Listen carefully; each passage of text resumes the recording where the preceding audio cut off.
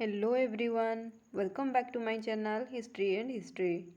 तो पिला माने आज आम आलोचना करवा +3 5th सेमेस्टर जो देछि देखो कोर पेपर XIII एथर आज आम आलोचना करवा गोटे लॉन्ग क्वेश्चन बुझाऊँ। तो लॉन्ग क्वेश्चन टा कौन रहिबो ना आज आम डिटेल्स रे आलोचना करवा ब्रह्म समाज उपरे। तुमर बहुत सारा कमेंट आसुची जे लॉन्ग क्वेश्चन वीडियो आनंतु। तो आज आम ये ब्रह्म समाज टाको डिटेल्स रे पढ़िबा आ जानिबा जे एटा प्रतिष्ठा किए करथिले कोन पई करथिले तार इंपैक्ट सोसाइटी उपरे कोन पड़िथिला ताको डिटेल्स रे आम आज आलोचना करवा। तो ये पेपरटा देख पिला माने तमर कोन रहिछि हिस्ट्री ऑफ इंडिया वि थर्ड आई जोड़ा रहिछि 1857 रु 1950। एटा कहबा दरकार नै कि सब छुआ को जणा थिबो जेहेतु तमर 5th सेमेस्टर हेलानी तथापि तुमको एटा मेंशन कर देबा निहाती आवश्यक जहाँ फल कि तुम जानि परिबो जे तुम को पेपरटा पढुछो बुझाउछि। तो चलो आमे ब्रह्म समाज उपरे डिटेल्स रे आलोचना करवा। तो देखो यहाँ हूँ आमर क्वेश्चन कौन रोचे ना ब्रह्म समाजर प्रतिष्ठा यार मुख्य नीति एवं भारतीय समाज संस्कार क्षेत्र में यार अवदान आलोचना कर। माने ये जो ब्रह्म समाजटा प्रतिष्ठा केमिति होता यार मुख्य नीति माने आइडियोलोजीटा कौन थिला एवं भारतीय समाज उपरे ता संस्कार क्षेत्र में यार अवदान बा इंपैक्टटा कौन पड़ता ता विषय में डिटेल्स आलोचना करवा। यहाँ हूँ तुम लॉन्ग क्वेश्चन बुझेगा। फास्ट देख पिला माने एटा तुम इंट्रोडक्शन इंट्रोडक्शन ने तुम कौन लिखिबो ना तुम 19 शताब्दी रे प्रारंभ में भारतीय समाजर अंधविश्वास कुसंस्कार एवं सामाजिक अवक्षय मध्य गति करुला। ये जो 19th सेंचुरी प्रायतः भारतीय समाज में बहुत प्रकार अंधविश्वास कुसंस्कार अंधविश्वास कहले पिला माने से समय विभिन्न प्रकार तुम देखि सतीदाह प्रथा होता विडोरी मैरेज करई दौनुले विभिन्न प्रकार माने कास्ट सब देखापी मिलूला लोक टर्चर करा। तो विभिन्न प्रकार अंधविश्वास कुसंस्कार से समय थिला सोसाइटी रे बुझाऊँ। यही समय हिंदू धर्म एवं समाज को पुनर्जीवित करने राजा राममोहन को नेतृत्व में एक महान संस्कार आंदोलन सूत्रपात होता।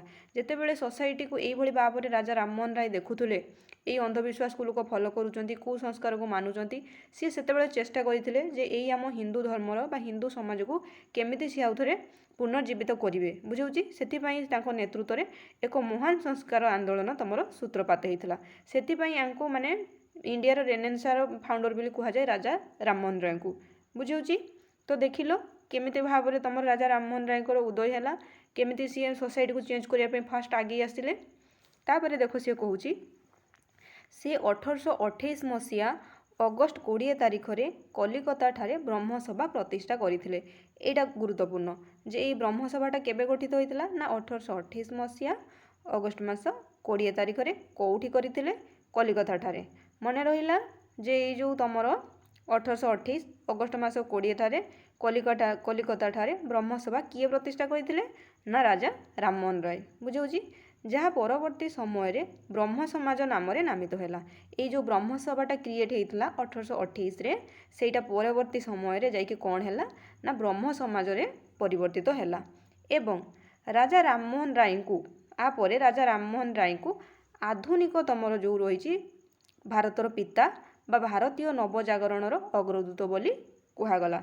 तो तुम ये इंट्रोडक्शन ने कौन बुझिल ना इंट्रोडक्शन ने जस्ट मुझे आलोचना कली जे 1900 जो तुम चली से समय 19 शताब्दी रे भारतीय समाज अंधविश्वास रे भरी रही से समय समाज को माने चेंज करने राजा राममोहन राय फास्ट आगे आसी द्वारा तुम ये जो 1828 रे गोटे ब्रह्मसभा नामक ऑर्गेनाइजेशन स्टार्ट करते तापरे से जो ब्रह्मसभाटा तुम ब्रह्म समाज रे नामित है एवं राजा राममोहन राय को आधुनिक भारतर पिता भाव में नवजागरणर अग्रदूत भाव में आम जानू बुझाऊँ। नेक्स्ट देखा जे यार आइडियोलॉजी कौन थिला। तो देखो ये आम कौन आलोचना करवा ना ब्रह्म समाजर मुख्य आदर्श नीति कौन थिला जो कोर प्रिंसिपलटा कौन थिला ब्रह्म समाजर ताको आम आलोचना करवा। ये देखो कहूँ ब्रह्म समाजर मूल लक्ष्य हिंदू धर्मर विशुद्धीकरण एवं समाज संस्कार थिला। तो कोर प्रिंसिपल कहले कौन थिला ना ये जो ब्रह्म समाजर मूल लक्ष्य थिला हिंदू धर्म को विशुद्धीकरण करवा जो कुप्रथा गुड़ा आसी जाइए अंधविश्वास आसी जाइए ताको चेंज करवा हिंदू समाजर मेन उद्देश्य थिला यही ब्रह्म समाजर बुझाऊँ। यार प्रधान नीति गुड़िक आम डिटेल्स एवं आलोचना करवा। तो तुम बुझीपार जे कोर प्रिंसिपल तुम कौन थिला हो जो ब्रह्म समाजर ना हिंदू धर्मर जो सब माने आसी जाइतिला कुसंस्कार ताकू दूर करवा किभଳି भाव दूर करथिले सेगुडा एबे आमे आलोचना करवा। तो फर्स्ट कौन थिला आइडियोलॉजी ये जो ब्रह्म समाजर ना एकेश्वरवाद एकेश्वर एक एवं अद्वितीय से निराकार सर्वव्यापी व सृष्टिकर्ता माने आमे जेहेतु से समय विभिन्न कर्मकांड करुले पूजा अर्चना करुले बहु ठाकुर को विश्वास करुले तो राजा राममोहन राय मेन लक्ष्य कौन था जे आम एकेश्वरवाद फॉलो करवा माने गोटे ठाकुर को विश्वास करवा माने जड़े ठाकुर सी होउचंती तुम अद्वितीय से होउचंती निराकार से होउचंती तुम सर्वव्यापी माने जन को आम ठाकुर बोली मानिबा बोली कहते किए ना तुम राजा राममोहन राय। आउ गोटे तांकर मेन जिनस कौन थिला ना मूर्ति पूजा को विरोध करुले सी आइडल वर्शिप को टोटाल उपरे बैन करने ପାଇଁ चाहूले कौन कहते ना ब्रह्म समाज रे मूर्ति पूजा बलि प्रथा और बाह्य आडंबर को संपूर्ण प्रत्याख्यान करुले माने जो माने मूर्ति पूजा करुले से माने तांको बुझाइबा चेष्टा करुले जे मूर्ति पूजा कर नाही एवं बलि प्रथा जो से समय बहुत मात्रा रे बलि प्रथा चलुला बुझाउची कुकुड़ा ठू नहीं छेली पर्यंत मेंढा बहुत प्रकार बलि पड़ुला तो सेटा को भी मध्य एमाने तीव्र भाव में निंदा करुले किए ना ब्रह्म समाजर फाउंडर राजा राममोहन राय। आउ कौन ना बाह्य आडंबर पूर्ण जो तुम पूजा पद्धति थिला ताकू मध्य एमाने अपोज करुले जमीती कि गोटे गोटे यज्ञ करने हेले लोक बहुत सारा माने जिनस एकत्रित करने पड़ूला बहुत पैसा खर्च होता से यज्ञर सेगुड़ा को भी मध्य एमाने विरोध करुले किए ना राजा राममोहन राय बुझाऊँगी। तापर देखो से कहूँ उपनिषद उपरे आधारित यही तुम थिला राजा राममोहन राय ब्रह्म समाजटा ये देख कहूँ यही समाजर चिंताधारा वेद एवं उपनिषदर सारांशक्षेप उपरे कार्यवेशित थिला ये माने कहवाई चाहूले राजा राममोहन राय जे वेद उपनिषद जहाँ लिखाई ताकू वर्तमान समाज माने से तुम 19 शताब्दी समाज कथा कहूँ से समय समाज ताठू जाइए बहु आगरे कुसंस्कार को घेरी गलानी तो आमे यही समाजर चिंताधारा वेद और उपनिषदर सारांशक्षेप उपरे पर्यवेसित करबा बेले ये आलोचना करुले बुझी होची। नेक्स्ट देखिबा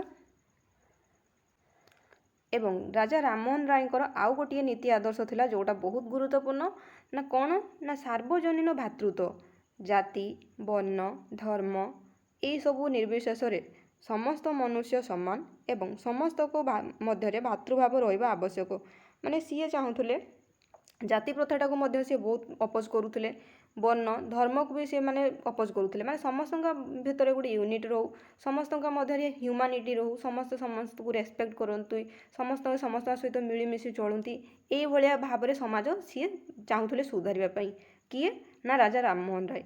ये मु चारिटा पॉइंट कहली पिला माने तुम जो आंसर लिखो ये चारिटा पॉइंट को दब बहुत गुरुत्वपूर्ण ये चारिटा पॉइंट बुझाऊँगी। तो जितेबाला ब्रह्म समाज कथा कौच ये चारिटा पॉइंट जो तुम दब तो खाता देखा वाला को जानब जे तुम किसी जानिच हो ब्रह्म समाज विषय बुझाऊँ।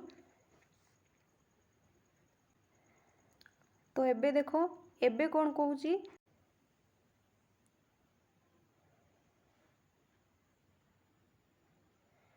तो पिला माने एबे आमे आलिबा सामाजिक संस्कार क्षेत्र में अवदान कौन थिला ब्रह्म समाजर ये जो सोशल रिफॉर्म रो माने एथिरे जो राजा राममोहन को द्वारा कौन सबू अवदान थिला ताकू आमे आलोचना करबा।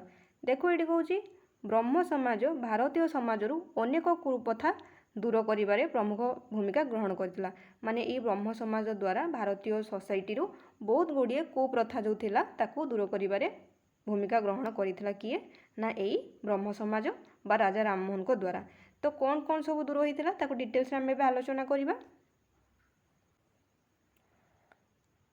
तो देखो ये फर्स्ट कौन कहूँ ना सतीदाह प्रथार उच्छेद सतीदाह प्रथा प्राय समस्त को जना थी तो जो मान को जना नहीं मुझे सिंपल जस्ट टी कहीदे सती कही पे मैंने जितेबले गोटे माने स्त्री रो स्वामी मरी जाए सेतेबेले ताकू सती होगापाई पड़े सती कौन ना जितेबले ता स्वामी मरीज से चितारे बा से जुईरे ताकू जीवंता पोड़ी दि जाऊला जस्ट इमाजिन जीवंता पोड़ी दि जाऊला बिना ता परमिशन ने ताकू जबरदस्ती से पोड़ी दि जाऊला से सतीदाह प्रथा कहुए बुझाऊँ।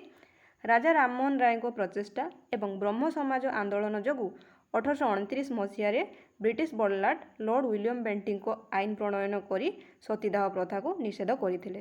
ଏଇଟା ଗୋଟେ ଏମିତି ଘୃଣ୍ୟ ପ୍ରଥା ଥିଲା ସେତେବେଳେ ସୋସାଇଟିର, ସେଇଟାକୁ ମାନେ ରାଜା ରାମମୋହନ ରାୟ ଅପୋଜ କରିଥିଲେ ଏବଂ ସିଏ ବହୁତ ଆନ୍ଦୋଳନ କରିଥିଲେ ଏବଂ ଯାଇକି ସେ ଯେଉଁ ଥିଲେ ତୁମର ବଡ଼ଲାଟ ଲର୍ଡ଼ ୱିଲିୟମ ବେଣ୍ଟିଙ୍କ ପାଖରେ ପହଞ୍ଚିଥିଲେ ଏବଂ ତାଙ୍କୁ ଏଇସବୁ ବିଷୟରେ ଜଣାଇଥିଲେ ଯେ ଆମର ଭାରତୀୟ ସମାଜରେ ହିନ୍ଦୁ ରୀତିରେ ଗୋଟିଏ କୁପ୍ରଥା ଚାଲିଛି ଯେଉଁଟାକି କ'ଣ ସତୀଦାହ ପ୍ରଥା, ସେଇଟା ଉଚ୍ଛେଦ ହେବା ନିହାତି ଆବଶ୍ୟକ।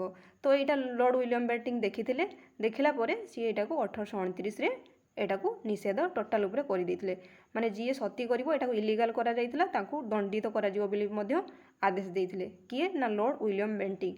ଯଦି ସତୀଦାହ ପ୍ରଥା ବିଷୟରେ ଆସେ ପୁରା ଏଇ ମାନେ ଏଇ ଯେତିକି ତୁମେ ଦେଖିଲ ଏଇଟାକୁ ତୁମେ ଲେଖିବ ହେଲା। ଯାହା ଯାହା ପଢ଼େଇଲି ଯାହା ବୁଝେଇଲି ତାକୁ ତୁମେ ତୁମ ୱେର ଲେଖିବ ହେଲା। ତାପରେ ଦେଖିବା ଆଉ ଗୋଟେ ଜିନିଷ ତାଙ୍କ ଦ୍ୱାରା କ'ଣ ହେଇଥିଲା ଦେଖ। ନାରୀ ସଶକ୍ତିକରଣ ଶିକ୍ଷା। ବ୍ରହ୍ମ ସମାଜ ବାଲ୍ୟ ବିବାହ, ବହୁ ବିବାହ ଏବଂ କନ୍ୟା ସନ୍ତାନ ହତ୍ୟା ଭଳି ଜଘନ୍ୟ ପ୍ରଥାକୁ ବିରୋଧ କରିଥିଲା। ଏଇ ଯେଉଁ ତୁମର ବ୍ରହ୍ମ ସମାଜ କ'ଣ କରୁଥିଲା ନା ତୁମର ଯେଉଁ ବାଲ୍ୟ ବିବାହ ଥିଲା, ଚାଇଲ୍ଡ ମ୍ୟାରେଜଟାକୁ ମଧ୍ୟ ଅପୋଜ କରୁଥିଲେ ରାଜା ରାମମୋହନ ରାୟ। ବହୁତ ଛୋଟ ଛୋଟ ଝିଅମାନଙ୍କୁ ସେତେବେଳେ ବାହାଘର କରିଦିଆଯାଉଥିଲା, ବୁଝିହେଉଛି। ତାପରେ କହୁଛି ବହୁ ବିବାହ ପ୍ରଥା, ମାନେ ବହୁତ ଗୁଡ଼ିଏ ଯେଉଁ ବିବାହ କରୁଥିଲେ ସେଇ ପ୍ରଥାଟାକୁ ମଧ୍ୟ ସିଏ ଅପୋଜ କରୁଥିଲେ ଏବଂ ତା ବିଷୟରେ ମଧ୍ୟ ଆନ୍ଦୋଳନ ସିଏ କରୁଥିଲେ। ତାପରେ କହୁଛି ଦେଖ କନ୍ୟା ସନ୍ତାନ ଯେଉଁ ଭ୍ରୂଣ ହତ୍ୟାଟା ମଧ୍ୟ ସେ ସମୟର କନ୍ୟା ଭ୍ରୂଣ ହତ୍ୟାଟା ବହୁତ ମାତ୍ରାରେ ଚାଲିଥିଲା, ସେଇଟାକୁ ମଧ୍ୟ ସିଏ ବିରୋଧ କରୁଥିଲେ, ବୁଝାଉଛି। ଏହା ସହିତ ନାରୀ ଶିକ୍ଷା ଓ ବିଧବା ବିବାହକୁ ପ୍ରୋତ୍ସାହନ ଦେବା ପାଇଁ ଚେଷ୍ଟା କରୁଥିଲେ ଯେ କେମିତି ଗୋଟେ ନାରୀ ଶିକ୍ଷା ପାଇବ ଏବଂ ବିଧବାଟିଏ କେମିତି ବିବାହ କରିବ। ମାନେ କମ୍ ଏଜ୍ର ଜଷ୍ଟ 12-13 ବର୍ଷର ଝିଅ, 15-16 ବର୍ଷର ଝିଅ ଗୁଡ଼ା ଯେତେବେଳେ ମାନେ ବିଧବା ହେଇଯାଉଥିଲେ ତାଙ୍କୁ ଆଉଥରେ ସେକେଣ୍ଡ ମ୍ୟାରେଜ କରିବା ପାଇଁ ଚାନ୍ସ ମିଳୁନଥିଲା। ତ ସେଇଟାକୁ ମଧ୍ୟ ସିଏ କ'ଣ କରୁଥିଲେ ନା କେମିତି ଆଉଥରେ ଗୋଟେ ଝିଅ ବିବାହ କରିପାରିବ ମାନେ ସେଇଥିପାଇଁ ମଧ୍ୟ ଏଇ ଯେଉଁ ବ୍ରହ୍ମ ସମାଜ ଆଗେଇ ଚାଲିଥିଲା, ବୁଝାଉଛି। ତାପରେ ଦେଖିବା ଜାତି ପ୍ରଥା କ'ଣ ଥିଲା, କେମିତି ଜାତି ପ୍ରଥାକୁ ଇଏ ବିରୋଧ କରିଥିଲେ। ଦେଖ ଏଠି କହୁଛି ଜାତି ପ୍ରଥାର ବିରୋଧ। ସମାଜରେ ଛୁଆଁ ଅଛୁଆଁ ଭେଦଭାବ ଏବଂ କଠୋର ଜାତି ପ୍ରଥାକୁ ବ୍ରହ୍ମ ସମାଜ ତୀବ୍ର ବିରୋଧ କରି ସମାନତା ଉପରେ ଗୁରୁତ୍ୱ ଦେଉଥିଲା। ମାନେ ଜାତି ପ୍ରଥାକୁ ହଟାଇବା ପାଇଁ, ଛୁଆଁ ଅଛୁଆଁ ଭେଦଭାବକୁ ଦୂର କରିବା ପାଇଁ ଏଇ ଯେଉଁ ବ୍ରହ୍ମ ସମାଜ ତୀବ୍ର ଭାବରେ ବିରୋଧ କରିଥିଲା, ବୁଝାଉଛି। ଏବଂ ସମସ୍ତଙ୍କ ମଧ୍ୟରେ ସମାନତା ରହିବା, ସମସ୍ତେ ଇକ୍ୱାଲ ବୋଲି ସୋସାଇଟିରେ ପ୍ରେଜେଣ୍ଟ କରିବା ଥିଲା କାହାର ଲକ୍ଷ୍ୟ ନା ବ୍ରହ୍ମ ସମାଜର ରାଜା ରାମମୋହନ ରାୟଙ୍କ ଦ୍ୱାରା। ତାପରେ ଦେଖ କହୁଛି ଶିକ୍ଷା ଓ ସାହିତ୍ୟର ବିକାଶ। କିଭଳି ଭାବରେ ଶିକ୍ଷା ଓ ସାହିତ୍ୟର ବିକାଶ ହେଲା ତାକୁ ମଧ୍ୟ ଆମେ ଟିକେ ସର୍ଟରେ ଆଲୋଚନା କରିଦେବା, ବୁଝାଉଛି। ତ ଏଇ ଏଜୁକେସନ୍ ଆଉ ଲିଟରେଚରରେ କ'ଣ ଅବଦାନ ଥିଲା ରାଜା ରାମମୋହନ ରାୟଙ୍କର ନା ପାଶ୍ଚାତ୍ୟ ଶିକ୍ଷାର ପ୍ରସାର। ରାଜା ରାମମୋହନ ରାୟ ବିଶ୍ୱାସ କରୁଥିଲେ ଯେ ଆଧୁନିକ ବିଜ୍ଞାନ ଓ ପାଶ୍ଚାତ୍ୟ ଶିକ୍ଷା ବିନା ଭାରତୀୟମାନଙ୍କ ମାନସିକ ବିକାଶ ସମ୍ଭବ ନୁହେଁ। ମାନେ ରାଜା ରାମମୋହନ ରାୟ ଭାବୁଥିଲେ ଯେ କେବଳ ଏଇ ଯେଉଁ ଆମର ଚାଲିଛି ଶିକ୍ଷା ବ୍ୟବସ୍ଥା ସେଇଟା ମାନେ ଆମକୁ ସଫିସିଏଣ୍ଟ ନୁହେଁ। ତ ଆମକୁ କ'ଣ କରିବା ପାଇଁ ପଡ଼ିବ ନା ପାଶ୍ଚାତ୍ୟ ଶିକ୍ଷାକୁ ଶିଖିବା ପାଇଁ ପଡ଼ିବ, ବିଜ୍ଞାନକୁ ଶିଖିବା ପାଇଁ ପଡ଼ିବ। ଏଇଟା କିଏ ଅନୁଭବ କରୁଥିଲେ ନା ରାଜା ରାମମୋହନ ରାୟ ଏଇଟାକୁ ବିଶ୍ୱାସ କରୁଥିଲେ। ତାପରେ ଦେଖ କ'ଣ କହୁଛି, ସେଥିପାଇଁ ସେ କଲିକତା ଠାରେ ହିନ୍ଦୁ କଲେଜ ଏବଂ ବେଦାନ୍ତ କଲେଜ ପ୍ରତିଷ୍ଠା କରିବାରେ ସାହାଯ୍ୟ କରିଥିଲେ। ତ ଦେଖିଲ ଏଇ ଯେଉଁ ଦୁଇଟା ଜିନିଷକୁ ମନେ ରଖିବ ଯେ ହିନ୍ଦୁ କଲେଜ ଆଉ ବେଦାନ୍ତ କଲେଜ ଯେତେବେଳେ ପ୍ରତିଷ୍ଠା ହେଲା ତାକୁ ମଧ୍ୟ ହେଲ୍ପ କରିଥିଲେ କିଏ ନାହିଁ ରାଜା ରାମମୋହନ ରାୟ। ତ ଦେଖିଲ ସେ କେମିତି ପାଶ୍ଚାତ୍ୟ ଶିକ୍ଷାକୁ ଗୁରୁତ୍ୱ ଦେଉଥିଲେ ଏବଂ ବିଜ୍ଞାନକୁ ପଢ଼ିବା ପାଇଁ ଲୋକଙ୍କୁ ପ୍ରେରଣା ଦେଉଥିଲେ, ବୁଝାଉଛି। ଏଇଠି ଦେଖ କହୁଛି ରାଜା ରାମମୋହନଙ୍କ ଦ୍ୱାରା କେତେଟା ତମର ସମ୍ବାଦ ପ୍ରକାଶିତ ହୋଇଥିଲା। ସମ୍ବାଦପତ୍ର ପ୍ରକାଶନ ନା ଜନସାଧାରଣଙ୍କୁ ସଚେତନ କରିବା ପାଇଁ ବଙ୍ଗଳା ଭାଷାରେ ସମ୍ବାଦ କୁମୁଦି ଏବଂ ପାର୍ସୀ ଭାଷାରେ ମିରାତ ଉଲ୍ ଆକବର ପ୍ରକାଶ କରିଥିଲେ। ଦୁଇଟା ପତ୍ରିକା ପ୍ରକାଶ ପାଇଥିଲା ରାଜା ରାମମୋହନଙ୍କ ଦ୍ୱାରା, ଗୋଟେ ହେଉଛି ସମ୍ବାଦ କୁମୁଦି ଆଉ ଗୋଟେ ହେଉଛି ମିରାତ ଉଲ୍ ଆକବର। ଏଇ ଯେଉଁ ସମ୍ବାଦ କୁମୁଦିଟା ଥିଲା ତମର ବଙ୍ଗାଳୀ ଭାଷାରେ ଏବଂ ଫାର୍ସୀ ଭାଷାରେ ଥିଲା ତମର କ'ଣ ନା ଏଇ ମିରାତ ଉଲ୍ ଆକବରଟା। ଦୁଇଟା ମନେ ରଖିବ, এইগুଡ଼ା ତମର ସର୍ଟ କ୍ୱେଶ୍ଚନ୍ ଆସିବ। ତାପରେ ଦେଖିବା ଆମେ ପରବର୍ତ୍ତୀ ବିକାଶ ଓ ବିଭାଜନ। ଏଇ ଯେଉଁ ବ୍ରହ୍ମ ସମାଜଟା କେମିତି ମାନେ ଲାଷ୍ଟକୁ ଡିଭାଇଡ଼ ହେଇଯାଉଛି ସେଟାକୁ ମଧ୍ୟ ଆମେ ବି ଟିକେ ଜଷ୍ଟ ଆଲୋଚନା କରିଦେବା। ତ ଏଇଠି ଦେଖ କ'ଣ କହୁଛି ନା ରାଜା ରାମମୋହନ ରାୟଙ୍କ ମୃତ୍ୟୁ ପରେ ମହର୍ଷି ଦେବେନ୍ଦ୍ରନାଥ ଠାକୁର, ରବୀନ୍ଦ୍ରନାଥ ଠାକୁର ବୋଲି ଯାହାକୁ ଆମେ କହୁ ଏବଂ କେଶବ ଚନ୍ଦ୍ର ସେନ ବ୍ରହ୍ମ ସମାଜର ନେତୃତ୍ୱ ନେଇଥିଲେ ଏବଂ ମତଭେଦ ଯୋଗୁଁ ପରବର୍ତ୍ତୀ ସମୟରେ ବ୍ରହ୍ମ ସମାଜ ଦୁଇ ଭାଗରେ ଡିଭାଇଡ଼ ହୋଇଗଲା। ମାନେ ଯେତେବେଳେ ରାଜା ରାମମୋହନ ରାୟଙ୍କର ମୃତ୍ୟୁ ହେଲା ତାପରେ ବ୍ରହ୍ମ ସମାଜଟା ଦୁଇ ଜଣଙ୍କ ମଧ୍ୟରେ ଡିଭାଇଡ୍ ହେଇଗଲା। କାହା କାହା ମଧ୍ୟରେ? ନା ଦେବେନ୍ଦ୍ରନାଥ ଠାକୁର ଆଉ ଜଣେ ହେଉଛନ୍ତି ତୁମର କେଶବ ଚନ୍ଦ୍ର ସେନ। ବୁଝିହେଉଛି? ତ ଏଇ ଦେବେନ୍ଦ୍ରନାଥ ଠାକୁରଙ୍କର କ'ଣ ଥିଲା ଆଉ କେଶବ ଚନ୍ଦ୍ର ସେନଙ୍କର କ'ଣ ଥିଲା ତାକୁ ମଧ୍ୟ ଆମେ ଏବେ ଟିକେ ଡିଟେଲ୍ସରେ ଆଲୋଚନା କରିଦେବା। ତ ଦେଖ, ଆଦି ବ୍ରହ୍ମ ସମାଜ ଦେବେନ୍ଦ୍ରନାଥ ଠାକୁରଙ୍କ ନେତୃତ୍ୱରେ ଯାହା ମୂଳ ହିନ୍ଦୁ ପରମ୍ପରାକୁ ଅଧିକ ପ୍ରାଧାନ୍ୟ ଦେଉଥିଲା। ତ এই ଆଦି ବ୍ରହ୍ମ ସମାଜଟା କାହା ଦ୍ୱାରା ପ୍ରତିଷ୍ଠା ହେଇଥିଲା? ଦେବେନ୍ଦ୍ରନାଥ ଠାକୁରଙ୍କ ଦ୍ୱାରା। এইটা ବି କ୍ୱେଶ୍ଚନ୍ ଆସିବ ଯେ ଦେବେନ୍ଦ୍ରନାଥ ଠାକୁର ତୁମର କେଉଁଟା ପ୍ରତିଷ୍ଠା କରିଥିଲେ? ନା ଆଦି ବ୍ରହ୍ମ ସମାଜ। କିନ୍ତୁ ଭାରତୀୟ ବ୍ରହ୍ମ ସମାଜ ତୁମର କେଶବ ଚନ୍ଦ୍ର ସେନଙ୍କ ଦ୍ୱାରା ପ୍ରତିଷ୍ଠା କରାଯାଇଥିଲା, ଯାହାର ଅଧିକ ଉଦାରବାଦୀ ଓ ସାର୍ବଜନିକ ଥିଲା। ବୁଝିହେଉଛି? ତ ଆଦି ବ୍ରହ୍ମ ସମାଜ ଆଉ ଭାରତୀୟ ବ୍ରହ୍ମ ସମାଜ ଭିତରେ ତୁମେ ଜାଣିପାରିଲ ଡିଫରେନ୍ସ କ'ଣ? ନା ଆଦି ବ୍ରହ୍ମ ସମାଜଟା ଯାହା ମୂଳ ହିନ୍ଦୁଙ୍କ ପରମ୍ପରାକୁ ଅଧିକ ତୁମର ପ୍ରାଧାନ୍ୟ ଦେଉଥିଲା ଏବଂ ଭାରତୀୟ ବ୍ରହ୍ମ ସମାଜ କ'ଣ କରୁଥିଲା? ନା ଯାହା ଅଧିକ ଉଦାରବାଦୀ ଓ ତୁମର ସାର୍ବଜନୀନ ଥିଲା। ବୁଝିହେଲା ଦୁଇଟା ଜିନିଷ, ଆଦି ବ୍ରହ୍ମ ସମାଜ ଆଉ ଭାରତୀୟ ବ୍ରହ୍ମ ସମାଜ ଭିତରେ ଡିଫରେନ୍ସ। ଆଉ ଏମିତି ବି ମନେ ରଖିବ, ଆଦି ବ୍ରହ୍ମ ସମାଜ କିଏ ତୁମର ଷ୍ଟାର୍ଟ କରିଥିଲେ? ଦେବେନ୍ଦ୍ରନାଥ ଠାକୁର। ଭାରତୀୟ ବ୍ରହ୍ମ ସମାଜ କେଶବ ଚନ୍ଦ୍ର ସେନ। এইଭଳି ଭାବରେ ମନେ ରଖିବ। ଏବେ ଲାଷ୍ଟ କନକ୍ଲୁଜନଟାକୁ ଟିକେ ଦେଖିଦେବା ଏବଂ ଭିଡ଼ିଓକୁ ଶେଷ କରିବା। ବୁଝିହେଉଛି? ତ ଦେଖ, ଲାଷ୍ଟରେ କନକ୍ଲୁଜନ ଲେଖିବ এইଭଳି ଭାବରେ, ବ୍ରହ୍ମ ସମାଜ କେବଳ ଏକ ଧାର୍ମିକ ଆନ୍ଦୋଳନ ନଥିଲା, ଏହା ଥିଲା ଏକ ସାମାଜିକ ଓ ସାଂସ୍କୃତିକ ଜାଗରଣ। ବ୍ରହ୍ମ ସମାଜର ପ୍ରଭାବରେ କେବଳ ବଙ୍ଗଳା ମଧ୍ୟରେ ସୀମିତ ନ ରହି ଓଡ଼ିଶା ସମେତ ସମଗ୍ର ଭାରତରେ ବ୍ୟାପିଥିଲା। ବୁଝିହେଉଛି? ଭାରତୀୟମାନଙ୍କ ମନରେ ସ୍ୱାଧୀନତା ଚିନ୍ତାଧାରା, ଯୁକ୍ତିଯୁକ୍ତ ମନୋଭାବ ଏବଂ ଭାରତୀୟ ବୋଧ ଜୀବନଯାପନ କରିବା ତୁମର ବ୍ରହ୍ମ ସମାଜର ଦାୟିତ୍ୱ ଥିଲା। ମାନେ ତୁମର ଏଇ ଯେଉଁ ବ୍ରହ୍ମ ସମାଜ ଦ୍ୱାରା କ'ଣ ହେଲା, କେବଳ ବ୍ରହ୍ମ ସମାଜ ଏକ ଧାର୍ମିକ ଆନ୍ଦୋଳନ ନଥିଲା, ଏହା ଥିଲା ସାମାଜିକ ଓ ସାଂସ୍କୃତିକ ଜାଗରଣ। ମାନେ ଲୋକଙ୍କ ମଧ୍ୟରେ ଗୋଟେ ଜାଗରଣ ଷ୍ଟାର୍ଟ କରିବା, ସାଂସ୍କୃତିକ ଆନ୍ଦୋଳନ ଆରମ୍ଭ କରିବା, এইটা ଥିଲା ରାଜା ରାମମୋହନ ରାୟଙ୍କର ମୁଖ୍ୟ ଉଦ୍ଦେଶ୍ୟ। ଏଇଟାକୁ ଜଷ୍ଟ ପଢ଼ିବ ପିଲାମାନେ ଆଉ ତୁମେ ତୁମ ନିଜ ଭାଷାରେ ଲେଖିବ। ମୁଁ ଜଷ୍ଟ ଏମିତି ଲେଖିଦେଇଛି, ତୁମେ ତାକୁ ନିଜେ ପଢ଼ିକି ଯାହା ସାରାଂଶ ତୁମେ ପାଇବ ତାକୁ ତୁମେ କନକ୍ଲୁଜନରେ ଲେଖିବ। ତୁମକୁ ଯଦି ମୋ କନକ୍ଲୁଜନଟା ଭଲ ଲାଗୁଛି ଲେଖିବ, ନହେଲେ ତୁମେ ତୁମ ମନରୁ ଆଡ଼୍ କରିକି ତାକୁ ଲେଖିବ ଯେ ତୁମେ ଏଇ ଯେଉଁ ପଢ଼ିଲ ପୁରା ଲଙ୍ଗ କ୍ୱେଶ୍ଚନଟା ସେଥିରୁ ତୁମେ କ'ଣ ଶିଖିଲ ତାକୁ ତୁମେ ଏଇ କନକ୍ଲୁଜନରେ ଲେଖିବ। ବୁଝିହେଉଛି? ତ ପିଲାମାନେ ଯଦି ଭିଡ଼ିଓ ଭଲ ଲାଗିଥିବ ଗୋଟେ ଲାଇକ୍ କରିବ, ସେୟାର କରିବ, ସବସ୍କ୍ରାଇବ୍ କରିବା ପାଇଁ ଜମା ବି ଭୁଲିବନି। Thanks for watching.